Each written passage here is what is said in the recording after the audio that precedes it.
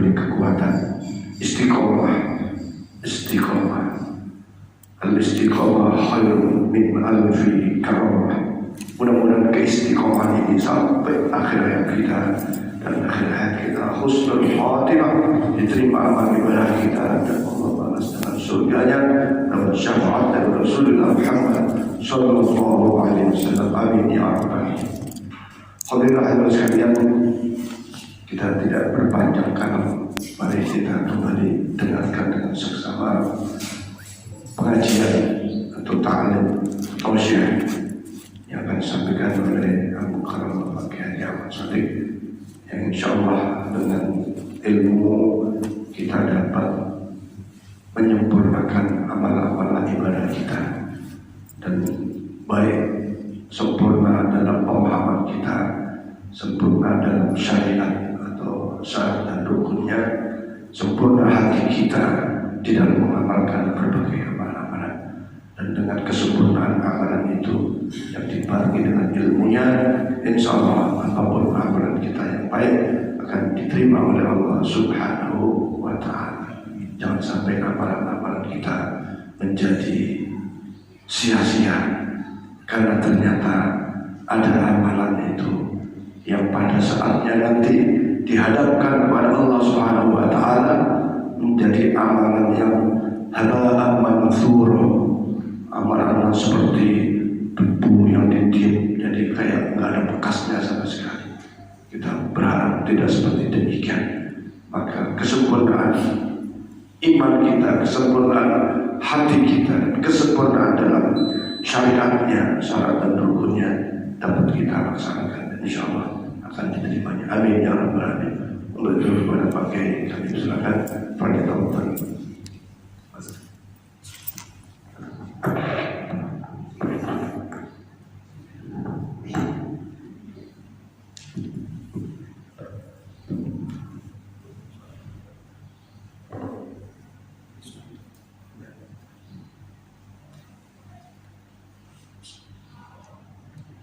Assalamualaikum warahmatullahi ta'ala wabarakatuh.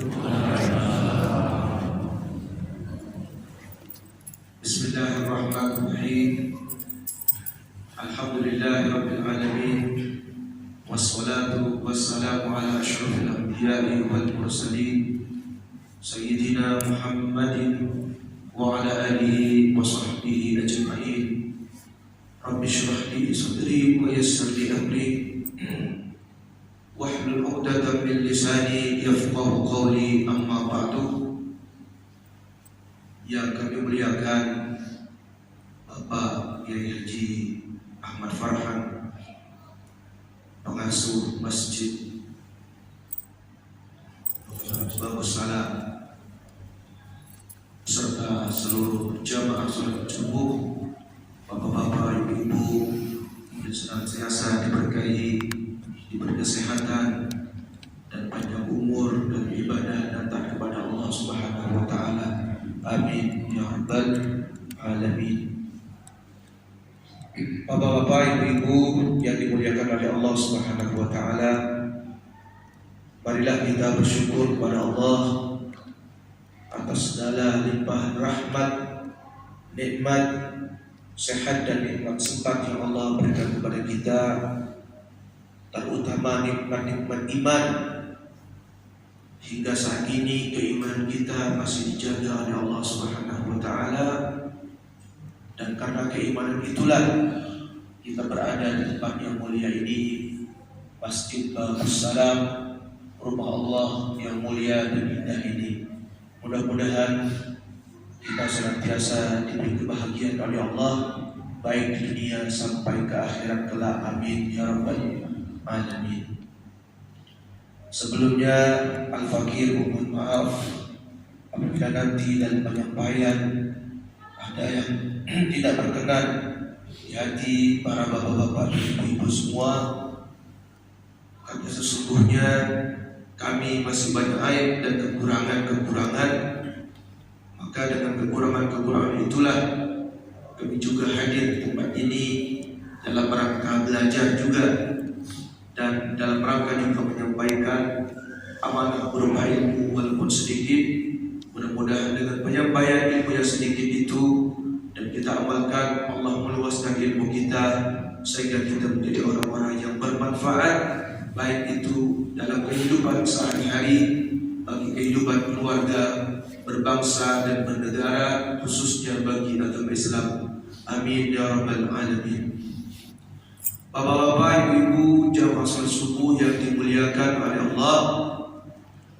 Allah berfirman di dalam Quran surah Al-Mu'minun, betapa orang-orang yang beriman kepada Allah seperti kita ini, terutama bapak-bapak, ibu-ibu yang hadir pada saat ini untuk melaksanakan sholat subuh berjamaah, di mana bapak-bapak, ibu-ibu yang hadir pada saat ini tidak ada lagi yang menuntut ke tempat ini kecuali adalah keimanannya kepada Allah Subhanahu wa taala.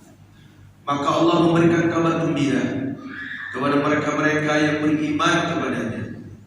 Dalam surah Al-Mu'minun Allah berfirman, Bismillahirrahmanirrahim, Qad aflahal mu'minuna. Qad, sungguh. Jadi kalimat qad ini di dalam tafsir Jalalain dikatakan adalah kalimat tahqiq. Kalimat tahqiq ini mengandung makna pasti, pasti atau telah. Jadi qad aflahal mu'minun, sungguh telah beruntung atau pasti beruntung. Siapakah itu? Al-mu'minuna, orang-orang yang beriman. Jadi Allah menjamin orang-orang yang beriman itu pasti beruntung, telah beruntung. Nah, ini dia kabar gembira bagi mereka-mereka yang beriman. Jadi iman ini adalah sangatlah mahal harganya.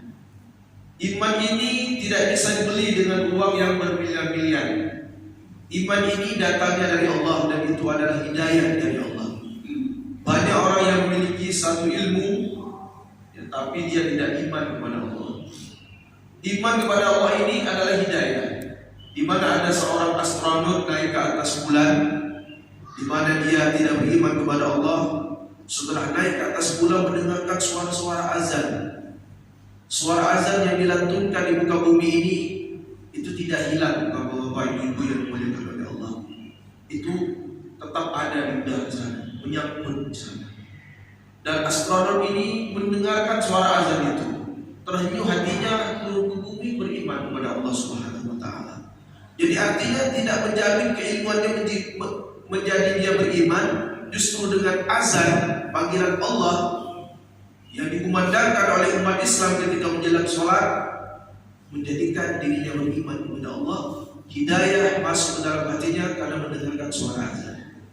Nah, kita ini mendengar suara azan, tergugah hati kita menuju masjid, mendengarkan panggilan Allah Subhanahu wa taala, mendengarkan panggilan Allah Subhanahu wa taala, ini adalah nikmat. Maka itu adalah keuntungan dari Allah Subhanahu wa taala. Maka Allah mengabadikan keuntungan bagi orang-orang mukmin ini di dalam surah Al-Mu'minun, qad aflahal mu'minun, sungguh telah beruntung orang-orang yang beriman. Nah, apa saja orang-orang yang beriman itu yang dilaksanakannya? Mereka melaksanakan kewajiban-kewajibannya kepada Allah. Di antara kewajiban sholat. Maka sholatnya seperti apa orang-orang mukmin ini?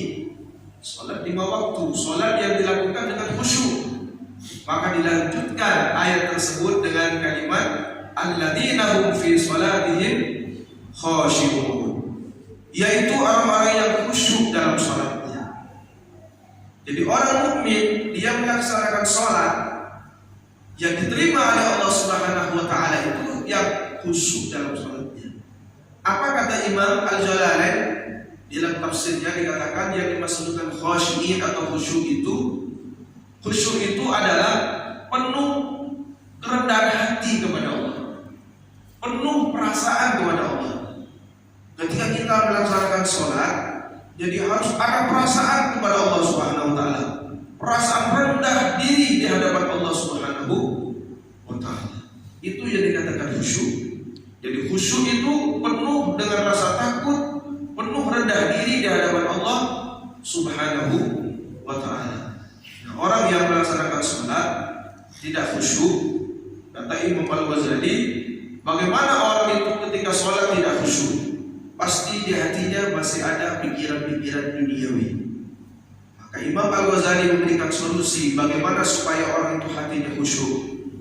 Dikatakan di dalam kitab Hidayatul Hidayah atau dalam kitab Syarahnya Maratib Ubudiyah, dikatakan seseorang yang melakukan sholat supaya khusyuk, bayangkan, kata Imam Al-Ghazali, bagaimana kalian itu sholat, lalu ada orang yang alim, orang yang mulia, orang yang terhormat di antara keluarganya, dia hadir ketika dia sholat dan memandang ketika kita sholat.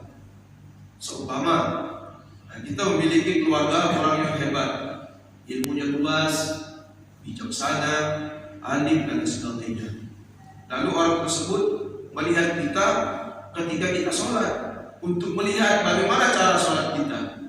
Pasti kita sholat ini berusaha untuk memperbaiki rukuknya, sujudnya akan diperbaiki.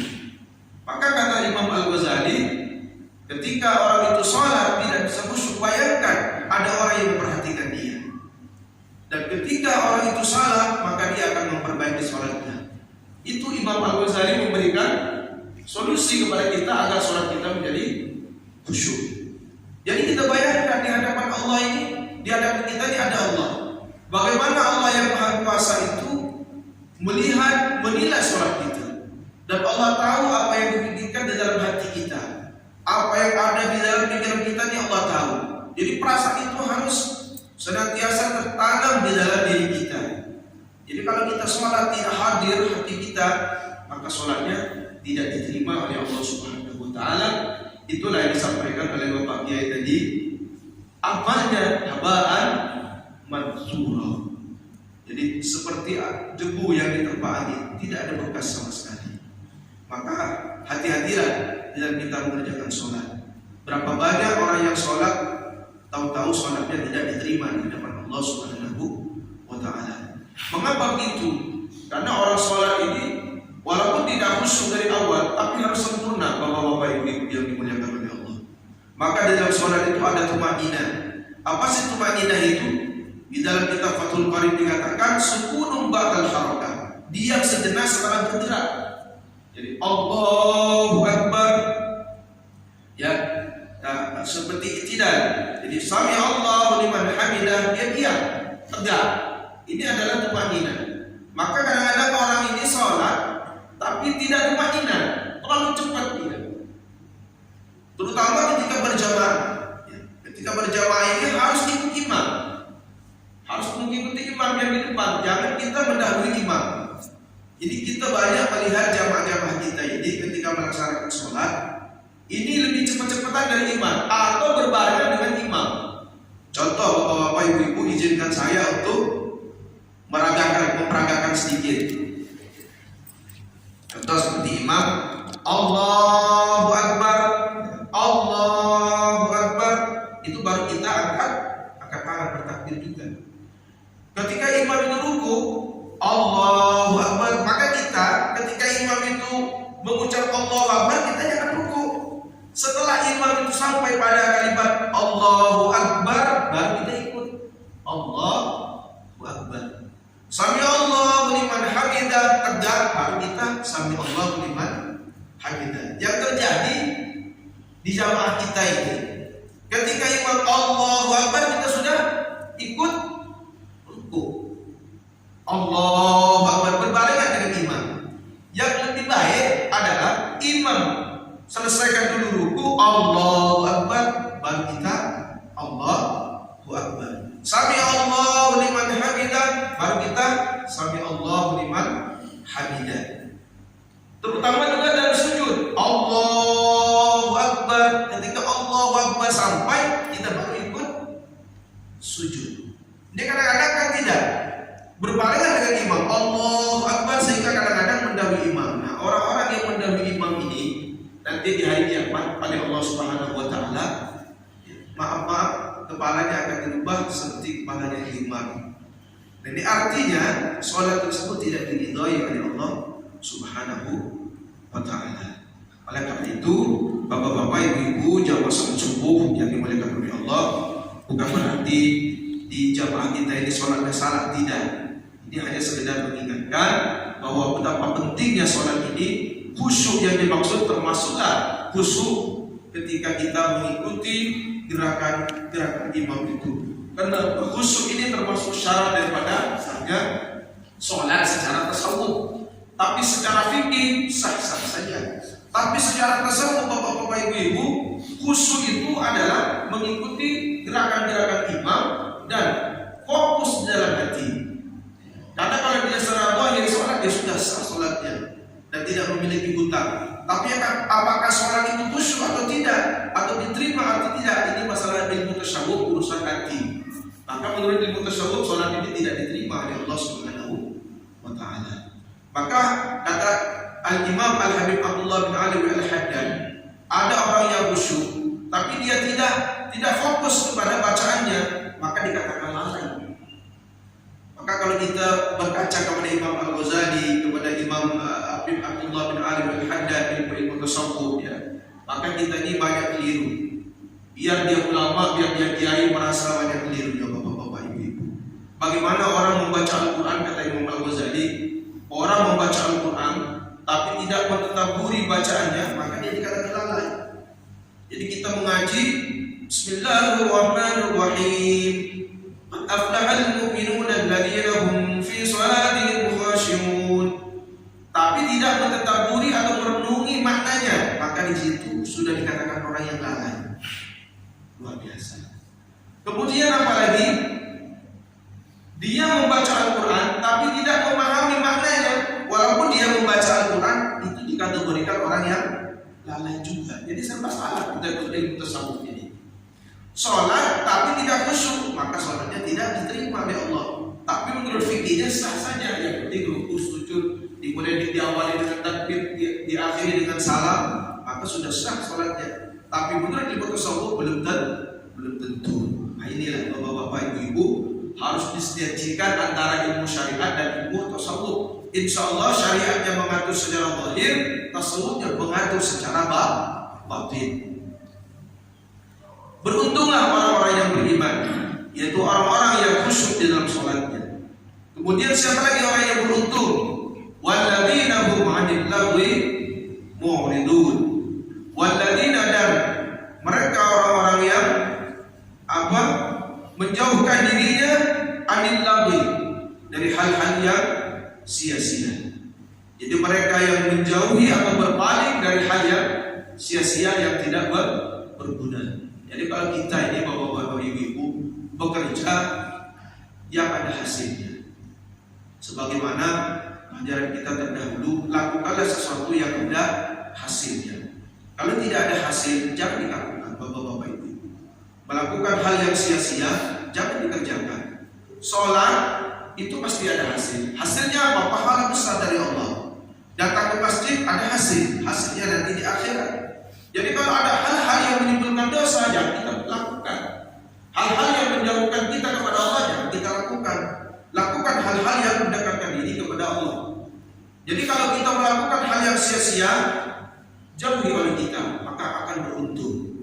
Kemudian walladzina hum lizzakati fa'ilun, dan mereka yang membayar zakat. Jadi orang-orang yang beruntung itu orang yang membayar zakat. Zakat itu kan ada dua ilmu fikih, zakat harta dan zakat fitrah. Orang yang membayar zakat fitrah beruntung dia. Sebenarnya dia kan mengurangi hartanya seakan-akan, tapi dia beruntung dengan membayar zakat itu. Kemudian ditambah lagi dengan membayar harta di zakat harta kita, di mana zakat harta kita ini dibayar setahun sekali. Contohnya, Bapak berdagang dibuka tanggal 1 Januari 2021. Nah, nanti tanggal 1 Januari 2022 itu sudah wajib mengeluarkan zakat harta. Zakat harta yang dikeluarkan ini harus sudah memenuhi haul. Haul itu artinya sudah sempurna 1 tahun dan sudah ada keuntungan atau laba. Contoh, saya membuka usaha dengan modal 1 miliar. Setelah tanggal 1 Januari 2022, saya total keuntungan ada 1 miliar. Maka 1 miliar ini, keuntungan dari 1 miliar berarti dengan keuntungan dan modalnya menjadi 2 miliar. maka yang 1 miliar ini yang harus kita keluarkan zakatnya. Sekian persen.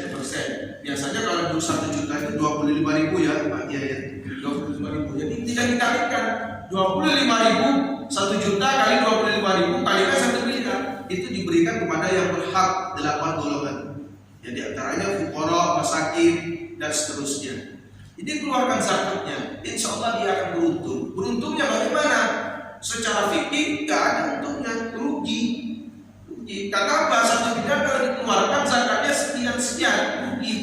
Tapi menurut ilmu tasawuf tidak rugi. Karena apa? Orang yang mengeluarkan zakat dia untuk membersihkan jiwanya, dirinya dizakati. Sehingga hadis juga bersinergi dengan tasawuf tadi. Puasanya orang yang puasa tidak diterima oleh Allah, masih tergantung di langit, tidak masuk ke hadapan Allah sebelum dia dikeluarkan zakatnya. Maka dengan dia membayar zakat fitrah tadi, otomatis puasanya langsung naik ke hadapan Allah Subhanahu wa Ta'ala. Kemudian apa yang didapat? Jiwanya akan bersih dari sifat dengki, dari sifat kikir, dari dosa-dosa. Dengan kita menunaikan zakat hanya 2 kilo 2,5 gram, ya 2,5 kilo itu sudah membersihkan jiwa kita. Dengan kita menahan 2,5 gram itu berarti pelit. Dengan pelit inilah jiwa kita kotor. Itulah maksudnya supaya kita mengeluarkan zakat, sehingga jiwa kita menjadi bersih. Kalau kita mengeluarkan zakat harta, maka harta kita yang ada sisanya menjadi bersih semua dari dosa, dari maksiat, dari tidak berkah. Sehingga dengan dia mengeluarkan zakat harta dari sisa-sisanya ini menjadi harta yang berkah, menjadi harta yang diberkahi oleh Allah, dan kita sendiri pelakunya itu diampunkan dosa-dosanya oleh Allah Subhanahu wa Ta'ala. Dan orang yang tidak mengeluarkan zakat ini, bapak-bapak, ibu-ibu, itu hati-hati, karena suatu hari, suatu saat hartanya akan dihanguskan oleh Allah. Kita lihat di kampung saya di Lumajang itu banyak orang kaya-kaya di sana, luar biasa. Tapi dengan erupsi Gunung Semeru kemarin 12 desa buruk. Bisa saya bayangkan ada pohon kelapa yang tingginya sampai 30 meter. Tinggi benar, sudah puluhan tahun. Itu hanya tinggal 10 meter tingginya dari tanah. Ada jembatan yang namanya jembatan Geladak Perak di sana. Itu tingginya 50 meter di bawah, di atas gunung. Sekarang tinggal 10 meter dari tanah ke jembatan itu, dan ambruk itu yang menghubungkan antara Malang dengan Lumajang itu putus. Saking dahsyatnya erupsi Gunung Semeru. Jadi sekarang mereka, subhanallah, tidak memiliki apa-apa. Karena ketika mereka menyelamatkan diri hanya membawa pakaian. Jadi semua hartanya itu tertimbun oleh erupsi Gunung Semeru. Ada satu rumah yang tidak terkena erupsi Gunung Semeru. Bahkan rumah itu tidak ada buku sedikit pun. Ditanya apa rahasia kok rumah itu sampai tidak terkena erupsi Gunung Semeru, sedangkan yang lainnya sudah tenggelam semuanya sampai ke atapnya. Jawabannya, saya sering bersedekah. Kalau saya sudah bersedekah, saya tidak pernah ingat itu lagi. Jadi apa yang saya berikan hari ini selamanya tidak saya pernah membaca atau menghitung-hitungnya. Jadi apa yang saya keluarkan itulah hak orang. Itu saja. Kemudian ditambah lagi ba'da maghrib membaca surah Yasin. Dengan amalan-amalan ini Allah menyelamatkan dia dari musibah erupsi Gunung Semeru. Saya melihat itu terenyuh. Padahal orang itu bukan ustaz, bukan pak kiai, orang biasa, orang kampung, orang petani. Tapi itu tanda-tanda apa yang diterima oleh Allah Subhanahu wa Ta'ala. Kenapa yang lain-lain termasuk ustaz-ustaznya rumahnya kubur semuanya di sana? Dan ternyata orang yang tidak disangka-sangka, orang awam, seorang petani yang ibadahnya hanya biasa-biasa saja, hanya mendengar ceramah Pak Kiai bahwa orang yang membaca surah Yasin setelah maghrib akan dibukakan pintu rezeki, akan ditolak daripada penyakit dan bala, diamalkan. Subhanallah, dia sendiri satu umur di antara satu desa itu yang selamat.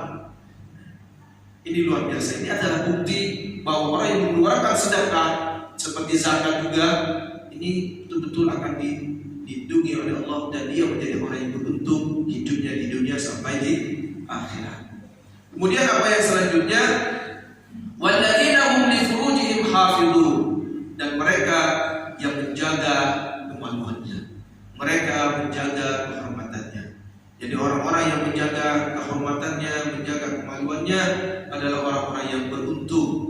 dunia sampai di akhirat. Karena apa? Kata Rasulullah, sesungguhnya penyebab orang masuk dalam neraka ini dua. Yang pertama adalah lisan, mulut.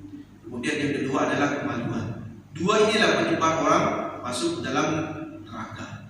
Karena lisan ini bapak-bapak, ibu-ibu 24 jam kalau dibiarkan terus akan berbicara. Jadi memang lisan ini sungguh luar biasa. Terjadi keributan, terjadi sengketa, itu gara-gara lisan atau dikatakan mulut. Maka Rasulullah bersabda, jadi jagalah lisanmu, ya. Ihfad lisanaka fa inna salamatul insan fi hifdzil lisan. Jaga lisanmu karena keselamatan seseorang itu karena menjaga lisan. Jadi zaman dulu terjadi fitnah, terjadi perang itu gara-gara lisan. Ya, gara-gara lisan. Sayyidina Hasan, Sayyidina Husain diperangi, bahkan Sayyidina Husain itu sampai dipenggal kota beliau, itu gara-gara lisan semuanya. Jadi memang lisan ini sungguh berbahaya. Kalau bapak-bapak, ibu-ibu memukul orang dengan tangan, terus memakai sisa buk hilang. Tapi kalau dikata-katain, ya, kita omelin dia tidak akan melupakan omelan itu sampai dia meninggal dunia. Inilah bahaya lisan. Oleh karena itu, ya, kata Rasulullah, banyak orang yang masuk ke dalam neraka gara-gara lisan dan kemaluan. Maka jagalah kemaluan itu. Illa ala azwajihim, kecuali kepada istri-istri mereka. Au ma malakat aymanuhum, atau kepada budak-budak yang mereka miliki. Jika kita garis bawah bahwa budak itu adalah hasil rampasan perang. Jadi di zaman sebelum Rasulullah diutus, orang-orang yang berperang antara satu kelompok dengan kelompok yang lain, apabila kelompok yang satu itu kalah, maka hartanya diambil, disebut dengan harta ghanimah atau harta rampasan perang. Termasuklah juga perempuan-perempuannya. Perempuan-perempuan, laki-lakinya yang ditawan, kemudian perempuan-perempuan itu diambil sebagai harta ghanimah juga. Jadilah perempuan-perempuan itu budak. Nah, budak-budak yang dimiliki ini di zaman itu diperbolehkan, ya, untuk didatangi dan sebagainya. Tapi setelah Rasulullah diutus, maka perbudakan itu dihapus sampai hari kiamat. Jadi tidak ada sekarang kalau udah perang rampas. Jangan-jangan nanti Indonesia perang sama Belanda, terus orang Belandanya dijadikan budak semua. Itu tidak boleh. Karena perbudakan itu sudah dihapus, ya, tidak ada lagi perbudakan. Walaupun ayatnya ada, tapi hukumnya sudah terhapus. Inilah yang disebut di dalam Al-Quran an-nasikh wal mansukh, ya kan? An-nasikh wal mansukh. Ayatnya ada, tapi hukumnya tidak berlaku. Ya. Kemudian ada hukumnya berlaku dan ayatnya ada. Ayatnya ada, hukumnya juga ada. Ada ayatnya, tapi hukumnya tidak berlaku. Seperti ini bapak-bapak ibu. Au ma malakat aymanuhum, ada, ya, atau budak-budak yang dimiliki boleh didatangi. Tapi bapak-bapak kan tidak ada budak. Jangan sampai nanti ada budak-budak Pontianak pula dibawa ke rumah kita. Karena di Pontianak ini kan banyak budak. Budak sedikit-sedikit ada budak. Jangan sampai nanti ini budak nih bawa ke rumahnya. Jadi istri saya kan tidak boleh lagi. Jadi haram hukumnya setelah Rasulullah diutus, perbudakan itu dihapus. Tidak boleh kita menguasai orang untuk dijadikan budak. Tidak boleh. Fa innahu ghairu malumin. Sesungguhnya mendatangi istri, mendatangi budak-budaknya itu ghairu malumin, tidak tercela. Artinya tidak mengandung dosa. Apapun yang kita miliki, apabila diberikan kepada istri, itu tidak tercela. Malah itu pahala dari Allah Subhanahu wa Ta'ala. Kita lihat ini ada ibu-ibu yang dimuliakan oleh Allah hadir di tempat ini. Jadi ibu-ibu ini, khusus ibu-ibu ini, surganya itu ada pada laki-laki. Ibu-ibu tidak usah payah-payah cari surga, surganya ada di laki-laki. Tentunya laki-laki yang soleh. Laki-laki yang soleh. Jadi kata Rasulullah, idza shallatil mar'atu khamsaha, kalau perempuan sudah sholat 5 waktu. Ini perempuan sholat 5 waktu. Wa shamat syahraha, puasa di bulan Ramadan. Wa hafizat farjaha, dan menjaga kehormatannya. Dakhala jannah, dia akan masuk surga min haitsu syaa, dari surga mana yang dia mau. Jadi perempuan ini paling mudah cari surga, bapak-bapak, ibu-ibu yang dimuliakan oleh Allah. Jadi perempuan itu yang penting sholat 5 waktu. Tidak usah baca Al-Quran kalau tidak sempat. Cukup sholat, doa. Kemudian puasa di bulan Ramadan. Ditambah lagi menjaga kehormatannya. Di 3 saja. Dia akan masuk surga dari mana dia mau. Saya mau masuk dari pintu sana, Pak Ustaz. Saya masuk pintu sana, silakan. Untuk ibu-ibu ini. Kenapa ibu-ibu ini, bapak-bapak, kalau dikalkulasikan pahalanya dengan bapak-bapak masih banyak ini. Contoh, ibu-ibu ini menyiapkan sarapan pagi untuk bapak-bapak yang akan bekerja ke kantor atau kemana. Siapkan ibu dengan ikhlas, buatkan kopi, buatkan sarapan. Itu pahalanya bapak-bapak ibu lebih baik daripada mengatakan Al-Quran. Mempersiapkan makanan untuk suami, ya kan? Menyiapkan minuman untuk suami sehingga suami makan bisa menikmati pagi, siang, dan sore. Ini pahalanya itu sama seperti menghatamkan Al-Quran. Luar biasa. Kita bapak dari pagi sampai sore hari baca Al-Quran, kalah dengan ibu yang hanya mempersiapkan makan dan minum untuk kita. Inilah ibu-ibu. Kemudian ibu-ibu ini ketika mencium tangan suami, dosanya langsung berguguran dan dapat pahala 9. Ya, bayangkan, dimaaf-maaf saja. Sampai-sampai orang dalam satu riwayat dikatakan seorang suami, seorang istri melayani ya, 1 kali itu pahalanya seperti haji dan umroh. Bayangkan. Jadi jangan nanti salah paham juga ibu-ibu nih, Pak, yuk haji umroh yuk. Jadi pahalanya itu seperti haji dan umroh. Wah, biasa betapa nikmatnya orang-orang yang memiliki suami dan istri. Inilah yang disebut oleh Rasulullah, para siapa yang memiliki istri maka terjaga daripada separuh agamanya, maka pelihara sebagian agama yang lainnya. Jadi yang bujang-bujang cepat nikah, karena begitu banyaknya pahala yang dimiliki oleh orang yang memiliki suami dan istri, terutama ibu-ibu. Jadi surganya ibu-ibu itu ada pada suami. Yakinlah bahwa ibu yang sholat, kemudian puasa di bulan Ramadan, kemudian menjaga kehormatannya. Kehormatan itu seperti apa? Kehormatan suami dijaga, rumah dijaga. Ketika tidak ada suami di rumah, jangan menerima tamu yang tidak dikenal. Assalamualaikum tidak dikenal, masuk pak, ngobrol di dalam yang bukan mahramnya, itu tidak boleh. Inilah yang dimaksud menjaga kekurangan suami itu jangan dibuka. Ya, biasa nih kalau ibu-ibu di sana di kecamatan Buko sana, ya kan, kalau sudah kumpul, suami saya ini susah hidupnya. Jangan dibuka suami itu aibnya. Begitu juga seorang suami tidak boleh membuka aib istri. Susah istri saya ini cerewet. Jangan, ya, jangan dibuka ke orang lain, ya kan. Memang istri itu pak suami, ya memang harus cerewet. Itu istri itu harus cerewet. Kalau tidak cerewet itu tidak aktif rumah nanti, ya kan. Bapak tidur diam, kesian. Bapak tidur. Tidak kerja nanti bapak ini. Harus cerewet juga ibu-ibu ya. Bapak kok tidur terus tak takut apa? Ditanya. Kalau ibunya tidak cerewet, kotor rumahnya, diam saja. Anak nakal, diam saja. Ya ibu ini harus cerewet. Jadi kunci rumah tangga ibu. Yang cerewet pastinya cerewet dalam kebaikan itu tidak mengapa. Jangankan sekelas kita ibu-ibu. Ya.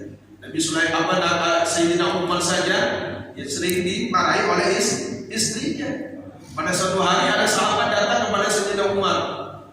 Wahai Sayyidina Umar, aku datang kepadamu sebagai tamu dan saya akan menghadap Amirul Mukminin. Karena Sayyidina Umar pada saat itu seorang presiden atau Amirul Mukminin. Ya. Kemudian apa yang kau butuhkan wahai sahabat untuk datang ke tempat ini? Aku ingin minta nasihat. Nasihat apa yang akan kuberikan kepadamu? Yaitu nasihat bagaimana saya menghadapi istri saya yang cerewet. Kata Sayyidina Umar, udahlah cepat kamu balik lagi. Kenapa wahai Sayyidina Umar? Sudah balik, saya tidak bisa memberikan nasihat itu. Kenapa? Engkau kan seorang pemimpin, seorang Amirul Mukminin. Kenapa tidak bisa memberikan nasihat kepada saya tentang istri saya yang cerewet? Dipanggil, wahai pulang ke sini. Saya dari di luar, karena istri saya di dalam lagi marah-marah. saya dengan istri saya takut. Saya ini seorang pemimpin perang. Saya seorang yang terkenal ganas dan garang, menegakkan amar ma'ruf dan nahi munkar. Tapi saya tidak berani kepada istri saya. Istri saya juga cerewet. Jadi Imam Sayyidina Umar juga sama istrinya takluk. Tapi insyaallah bapak-bapak yang di sini tidak ada yang takluk sama istri atau istri menaklukkan suami. Insyaallah tidak ada. Baik-baik semua. Berarti bukan kita lebih baik dari Sayyidina Umar. Insyaallah tidak. Ini adalah contoh bagaimana seorang ibu mau begitu. Nah, kita yang kuncinya, ya, menjaga kehormatan suami, menjaga kehormatan rumah tangga. Inilah yang terpenting. Jadi ibu-ibu yang menjaga kehormatan suami sudah cukup surganya dari mana saja dia masuk. Luar biasa. Amin ya rabbal alamin. Faman ittawa wara'a dzalika faulaika humul aadun. Faman ittawa, barang siapa yang menginginkan selain hal itu. Artinya seperti melakukan zina, masturbasi dan sebagainya, dan tidak melakukan atas jalan yang hak. Dia melampiaskan keinginannya kepada keluarganya, tapi melampiaskannya ke orang lain yang selain istrinya, atau dengan cara-cara yang tidak islami, ya, faulaika humul aadun, kata Allah, maka mereka lah orang-orang yang melampaui batas. Jadi kalau orang-orang melampaui batas ini tempatnya di neraka. Ya, kenapa? Togho dan adun ini sama. Ya, togho ini melampaui batas, adun juga melampaui batas. Walladzina hum li amanatihim wa 'ahdihim ra'un. Dan mereka yang memelihara amanah dan janji-janji mereka. Jadi orang-orang yang memelihara amanah dan memelihara janji-janji mereka adalah orang-orang yang beruntung. Jadi kalau kita diberi amanah, tolong ibu-ibu jaga amanah itu. Kita diberi amanah oleh Allah berupa anak, kita jaga itu baik-baik. Karena anak adalah amanah. Kita dianugerahi oleh Allah istri, jaga istri itu baik-baik. Kita dianugerahi suami, jaga suami itu baik-baik. Itu adalah amanah. Apabila kita diberi ilmu, ya jaga ilmu itu baik-baik. Bagaimana menjaga ilmu baik-baik? Diamalkan. Kalau ilmu itu diamalkan. Menjaga anak baik-baik, dididik dengan pendidikan yang baik supaya mereka menjadi orang-orang yang soleh. Bagaimana menjaga amanah berupa istri? Ya berarti istri itu harus dituntut ke jalan Allah Subhanahu wa ta'ala. Jadi istri itu harus dituntut dibawa ke hadapan Allah dengan selamat. Bukan hanya diberi pakaian, ya, dibawa ke butik, ya kan, dibelikan pakaian harga 3 juta, 5 juta, 10 juta, kemudian diberikan perhiasan, iya, termasuk sangat apa iya.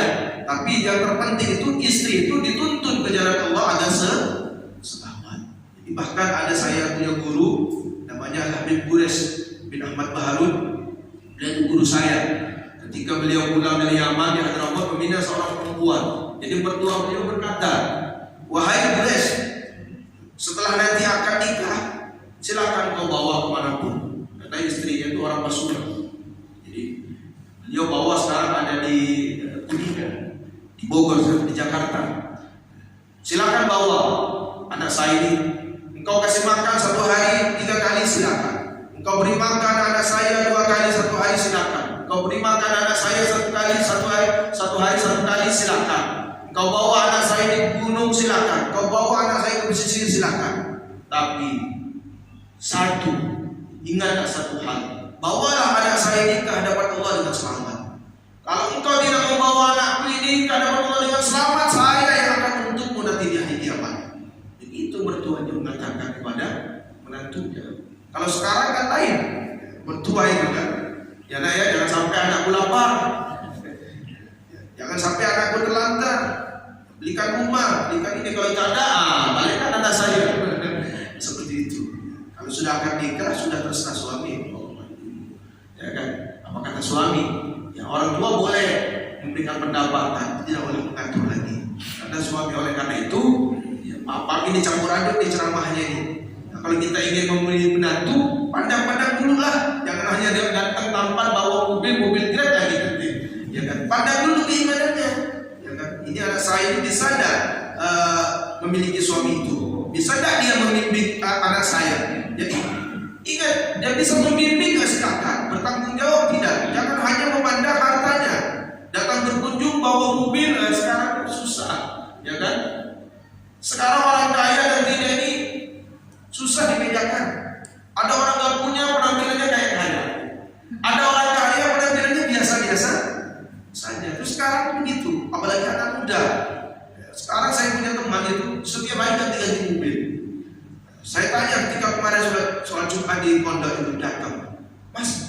Sampai itu kok ganti-ganti mobil terus ya. Kemarin sedan, sekarang sudah Fortune. Gadai. Jadi ada orang gadai 25 juta pakai Fortune saya. Saya butuh uang 25 juta dipakai mobil saya. Lalu ditebus 25 juta, besoknya ditebus digadaikan lagi sedan. Ada orang butuh 15 juta pakai mobil saya butuh 15 juta. Jadi ganti-ganti terus setiap hari. Jadi kita katakan kaya padahal milik orang, kan begitu. Jadi jangan terfokus pada harta. Jadi lihatlah calon kita ini, apakah calon kita ini bisa membimbing anak kita ke jalan Allah atau tidak. Kalau tidak usah. Sebagaimana dikatakan mertua daripada anak ibu Rasmi Muhammad Baharun tadi. Mudah-mudahan kita semuanya memiliki menantu-menantu yang bisa membimbing putra-putri kita ke jalan Allah Subhanahu wa taala. Yang terakhir, walladzina hum 'ala shalawatihim yuhafizun. Sampai kepada yang pertama tadi. Dan mereka-mereka yang menjaga salatnya. Jadi orang yang beruntung itu mereka-mereka yang menjaga salatnya. Jadi salat itu dijaga.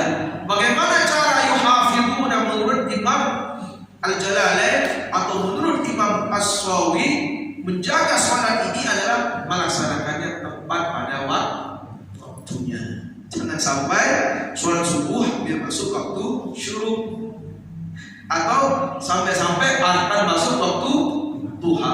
Bagaimana maghrib sudah akan masuk waktu isya. Bagaimana isyanya hampir masuk waktu subuh. Nah ini bagaimana akan kita bahagia di dunia? Bagaimana sholat duhurnya akan masuk waktu asar, asarnya hampir masuk waktu maghrib, maghribnya hampir masuk waktu isya. Inilah yang disebut orang yang beruntung itu orang yang menjaga sholatnya, yaitu melaksanakannya tepat pada waktunya. Jadi sebaik-baik amal perbuatan itu kata Rasulullah melaksanakan sholat tepat pada waktunya. Jadi kalau sudah Allahu Akbar, kalau waktu maghrib itu menurut fikihnya, sudah ada fikihnya Ustaz Mukarram di sini. Itu ada dua bapak-bapak ibu-ibu, ada dua kaul. Yang pertama kaul qadim dan kaul jadid. Kaulul qadim itu adalah pendapat Imam Syafi'i yang terdahulu ketika Imam Syafi'i waktu masih tinggal di Irak, mengatakan bahwa waktu maghrib itu adalah sebentar saja, yaitu hanya sekedar melaksanakan wudu, bersuci, menutup aurat, sholat, habis waktunya maghrib. Berarti kalau sudah habis waktunya maghrib, coba nih wudu, menutup aurat atau bersuci, sholat 3 rakaat, assalamualaikum, zikir sebentar, habis waktu maghrib. Maka ini yang mengamalkan satu-satunya yang saya tahu di Kalimantan Barat ini hanya di daerah Darul Ulum. Di Darul Ulum itu mengamalkan kaul qadim ini. Kaul qadim perkataan Imam Syafi'i yang terdahulu diamalkan. Dulu saya mengajar di sana, dia 1 tahun. Jadi ketika saya datang sana sholat maghrib, zikir, doa, baca 1 hizib sakral, langsung komat. Komat apa ini Pak Ustaz bilang? Sholat isya. Jadi tidak azan, langsung komat setelah zikir itu. Padahal yang lain belum azan, bapak-bapak. Komat apa Pak? Komat sholat isya. Setelah sholat maghrib zikir sebentar, langsung komat sholat isya. Karena kita mengamalkan kaul qadim. Maka kalau kita ikut kaul qadim, bapak-bapak tidak sah semua maghribnya. Apalagi ketika azan masih jalannya lambat-lambat dan dilupakan, duduk di masjid, sholat lagi 2 rakaat, masih zikir lagi, la ilaha illallah, kan biasa itu, ya kan? Di masjid Allah dia baru komat, padahal sudah malam tuh. Ini kalau menurut kaul qadim tidak sah semua sholatnya, batal semuanya, dan diterima sholatnya. Tapi mereka ini mengikuti kaul jadid. Kaul jadid itu perkataan Imam Syafi'i setelah mereka pindah ke Mesir. Jadi semakin tua orang itu semakin alim dia sendiri. Jadi Imam Syafi'i dulu alim, tapi semakin beliau menginjak umur lanjut, beliau tambah alim. Jadi beliau juga berpendapat bahwa kaul jadid yaitu batas maghrib dari terbenamnya mega merah atau awan merah sampai terbenamnya matahari atau hilangnya mega merah. Jadi ketika kita melihat di gumparan ada mega merah, berarti maghrib masih ada. Maka inilah yang banyak kita amalkan, sehingga waktu maghrib itu sampai sekian jam, bahkan sampai ada pengajian maghrib baru isya. Nah, sah hukumnya. Maka tidak batal lah kita ada yang zikir, masih ada sholawatan dulu habis azan maghrib. Ini artinya mengikuti perkataan Imam Syafi'i yang baru, yaitu ketika beliau sudah pindah dari Kufah, dari Irak ke Mesir. Inilah ternyata ada dua kaul. Maka ketika kita melaksanakan sholat tepat pada waktunya, maka kita dianggap orang yang memelihara sholat tersebut. Baiklah, ulaika humul warithun, lanjutan ayat, mereka ialah orang-orang yang mewarisi, ya, alladzina yarithuna al-firdaus, yaitu orang-orang yang mewarisi firdaus. Hum fiha khalidun, mereka kekal di dalamnya. Orang-orang yang disebutkan tadi bahwa ibu-ibu yang menjaga kehormatannya, menjaga sholatnya, dilaksanakan sholatnya dengan khusyuk, mereka yang membayar zakat, mereka yang menunaikan zakat fitrahnya, mereka yang menjaga kehormatannya, mereka lah orang-orang yang mewarisi surga Firdaus. Insyaallah bapak-bapak dan kita semua. Karena kita ini sudah memelihara sholat kita. Jadi artinya apa?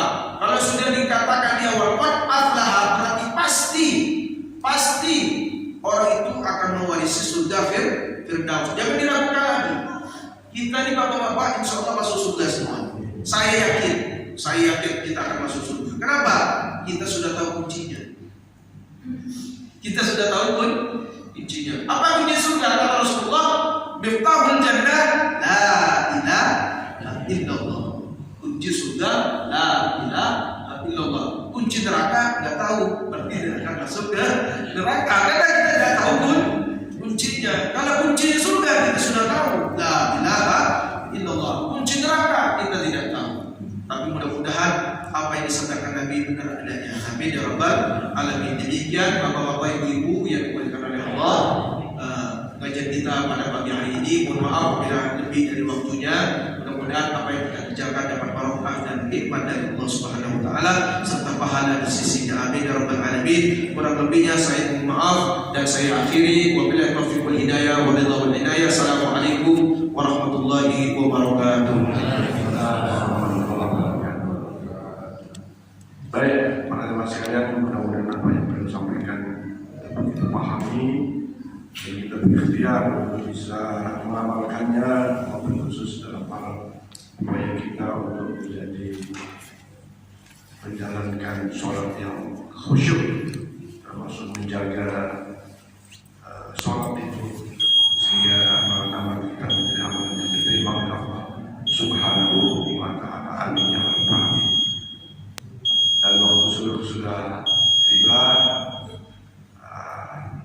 saya menggunakan saat ini untuk informasi atau pengumuman bahwa pagi ini akan ada undangan dari Pak Aryan, tapi bukan Pak Aryan rahasianya. Kalau Pak Aryan itu kan gemuk, ini Pak Aryan yang agak kurus. Lumayan pojok sini bahwa nanti akan ada akikah dari minta kehadirannya untuk dua akikah dan acara akikah putranya. Saya kira demikian. Harus ada tanya jawab kalau sudah masuk sehingga kita jawabkan. Untuk itu mari kita berdoa kepada Allah Subhanahu wa taala supaya kita mendapatkan keberkahan ilmu, keberkahan dalam kehidupan kita, fadilah kita mengikuti sholat subuh dan doa subuh di pagi. Untuk doa dan segala berbuat pagi. Al-Fatihah. Alhamdulillah wassalamu ala rasulillah. Ar-Rahman Ar-Rahim. Al-Jabri Iyyaka na'budu wa iyyaka nasta'in. Ihdinas siratal mustaqim. Siratal ladzina an'amta 'alaihim ghairil maghdubi 'alaihim waladdallin. Amin. Amin. Rabbana ya karim ya rahman ya rahim. Allahumma bihamdika al-Fatihah. وبجاه الفاتحة بكرامة الفاتحة وبنور الفاتحة وبمعجزة الفاتحة وبشفاعة الفاتحة يا فارجا يا كاشف الغم يا مجيب دعوة المضطرين رحمة الدنيا والآخرة ورحمة أنت ترحمنا فرحمنا برحمتك تغنينا برحمتك أجرك. اللهم ربنا زدنا علما نافعا وعملا صالحا متقبلا ورزقا واسعا مباركا حلالا طيبا. اللهم اجعل امورنا امور الدنيا والاخره. اللهم اجعل امورنا مع الراحه في قلوبنا واجسادنا مع السلامه والعافيه وحسن مقاصدنا واقضي جميع حاجاتنا برحمتك يا ارحم الراحمين. ربنا هب لنا من ازواجنا وذرياتنا قرة اعين واجعلنا للمتقين اماما. ربنا آتنا في الدنيا حسنة وفي الآخرة حسنة وقنا عذاب النار وادخلنا الجنة مع الأبرار يا عزيز يا غفار. صلى الله وسلم على محمد وعلى آله وصحبه وسلم. اللهم سبحانك اللهم وبحمدك يا سلام وآخر دعواهم أن الحمد لله رب العالمين. بكرم ونعمة الله وإياكم أجمعين إلى لقاء السلامة والله من طريق. السلام عليكم ورحمة الله وبركاته. Mari kita lanjutkan dengan sholat sunnah.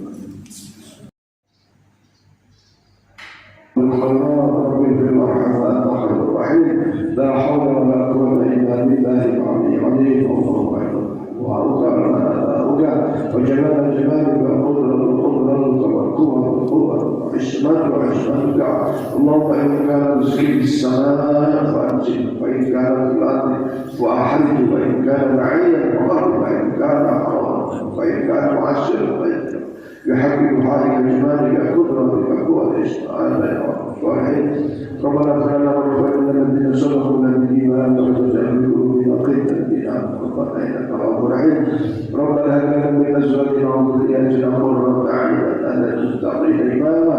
اللهم اجعلنا وأولادنا وأهلنا وذريتنا وجماعتنا من أهل العلم والخير وأهل العبادة وأهل الصلاة وأهل قراءة القرآن وعمل صالح وأهل الصداقة وأهل الصيام والحج والعمرة. ولا تجعل وإياهم من أهل الشهر وإلى الخير إنك ولي كل خير ومتفضل بكل خير ومعطي كل رحمتك يا ذا الجلال والإكرام. ربنا آتنا في الدنيا حسنة وفي الآخرة حسنة وقنا عذاب النار. وصلى الله على محمد وعلى آله وصحبه وسلم. سلام عليكم ورحمة الله وبركاته. وسلام على المرسلين الحمد لله رب العالمين. وسلام إلى محمد صلى الله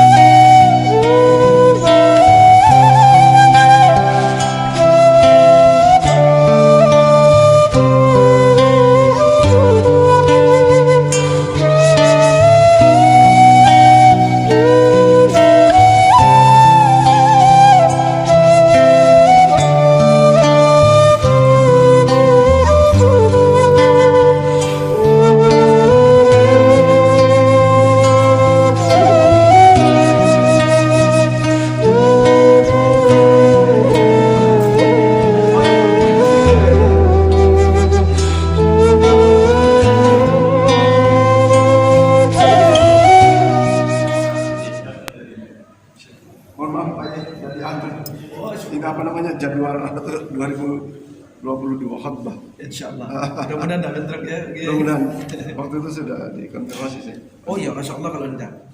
Sudah dikonfirmasi sebelumnya. Ya. Insyaallah. Makasih. Ya, maaf. Saya sekali pakai. Kemarin beliau di Tegal Sari. Kebetulan rumah saya kan juga di Tegal Sari. Oh gitu, yang saya oh dan Lumajang. Ada kawan saya di sana. Saya salah. Menurut saya kan ada Pasirian. Pasirian. Awal Syria di sana. Pasirian. Dulu sering suruh di Hamid abang saya Doanya. sama-sama. Siapa ya? Moga Kiai. Allah, Assalamualaikum. Salam.